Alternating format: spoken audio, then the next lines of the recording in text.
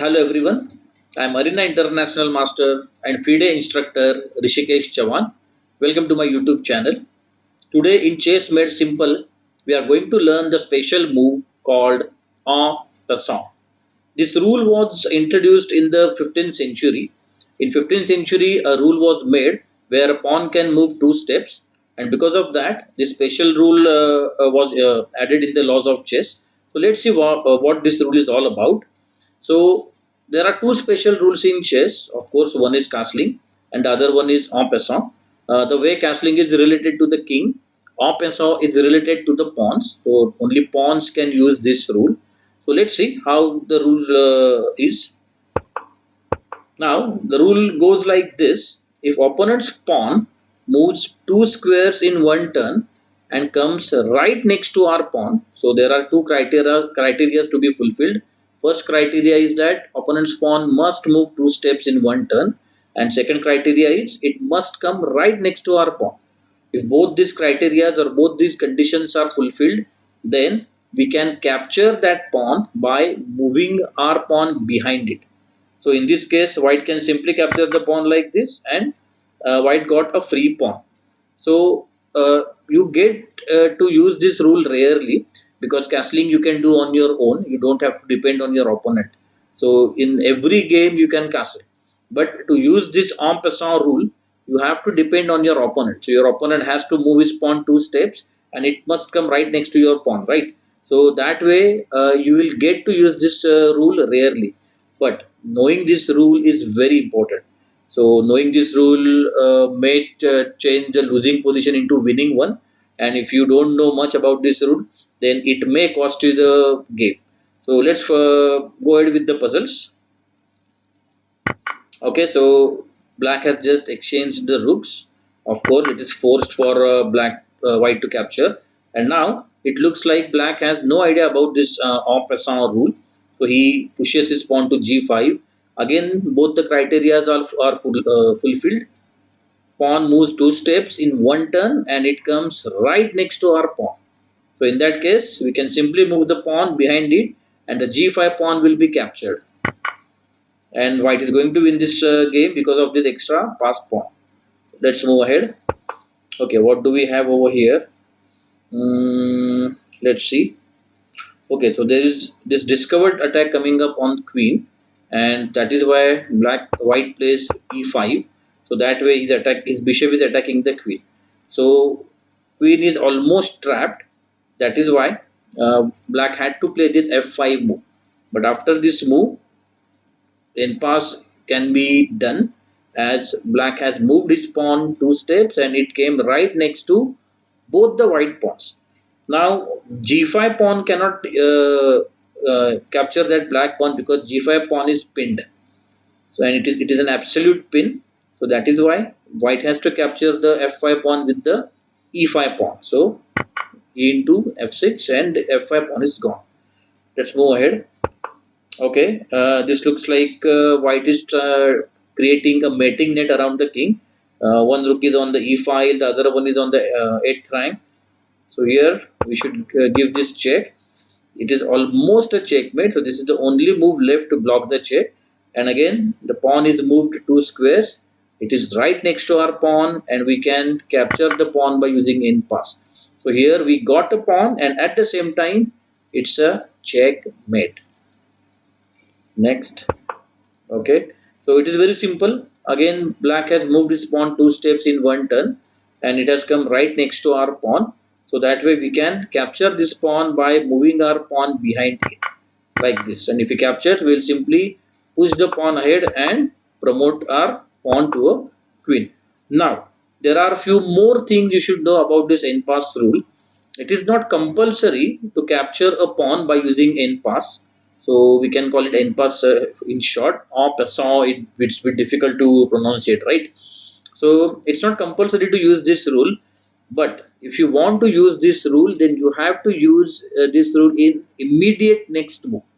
So for example, let's move back to this position where black plays f5. So here, just now black has played f5.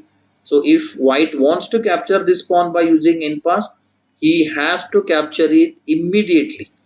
If he thinks about let's move this king ahead, then maybe black will play something like this. And now if he tries capturing the pawn, it won't happen.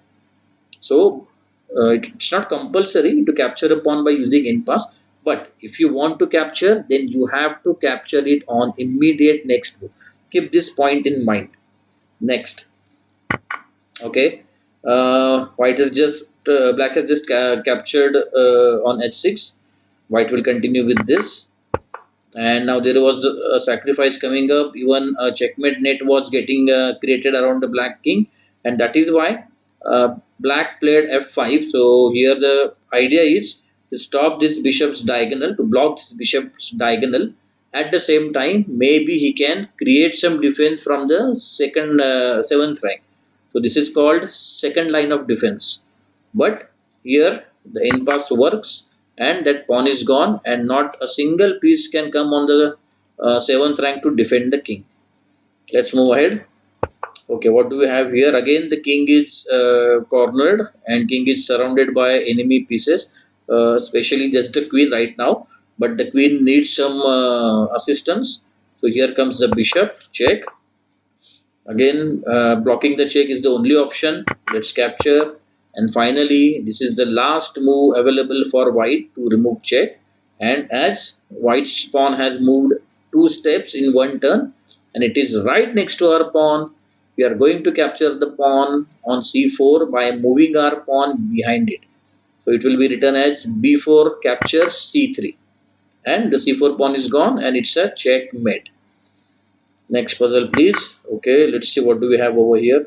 Okay, if you focus well, you will figure out that there is this battery of queen and bishop, and black is trying to give this checkmate on h2. So he plays e4, opening up this diagonal. Sorry, yeah, and that way to cover this diagonal, f5, f4 looks the only move. I'm not sure whether it's the only move, but sooner or later white is going to lose the game, because this pressure on h2 is too much. So here white plays f4. Again, a pawn is moved for two squares in one turn, and it is right next to our pawn. So of course we are going to play e into f3. The pawn is gone. We are attacking the bishop, and at the same time we are threatening checkmate. Even if you played something like rook to f2 to stop this checkmate, we will pick up the bishop for free. Next. Okay, this looks pretty messed up. There are lots of black pieces surrounding white king, but white is having some checkmate threat on the other side of the board. So white moves ahead with the plan g7. So here, as you can see, white is threatening queen into g7 mate. So black gives one check. Let's move the king away. And now pushing the pawn is the only move white black can do to stop this checkmate. He can try g6, but again, after capturing the pawn, very soon the checkmate will follow. So here he has played g5. So again, he has moved his pawn two steps, and it is right next to our pawn. So we'll go ahead and pick up the pawn by using en pass. Next puzzle, please. Okay, what do we have over here?